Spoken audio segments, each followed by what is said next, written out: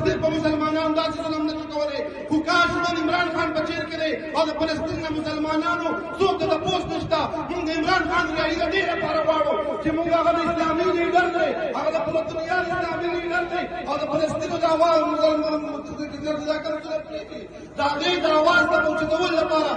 موږ نن عمران خان ریایي غواړو او دا موږ خپل مشران ته وایو چې نور په شپ شپ کار نه کېږي موږ د کور کمیټۍ ممبران ته وایو موږ اعلی قیادت ته وایو چې د اختر نه پس کال ورکړو موږ اسلام آباد ته ټول په شریکه باندې ځو او تر هغې پورې به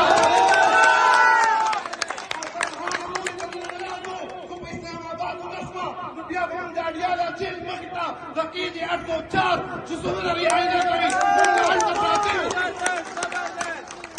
کو عمران خان غواړي دومره خبره ختموم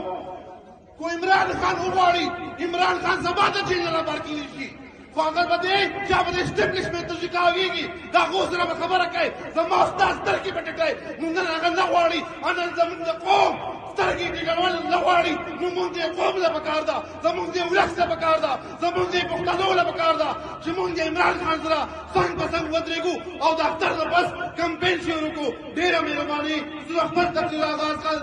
اختتام کوم چې څو هګیاڼه د خپل قام پکې کولی نه شي چې څو هګیاڼه د خپل قام پکې کولی نه شي په کور کې کښېنه د خبرو مشري مه کوه مهرباني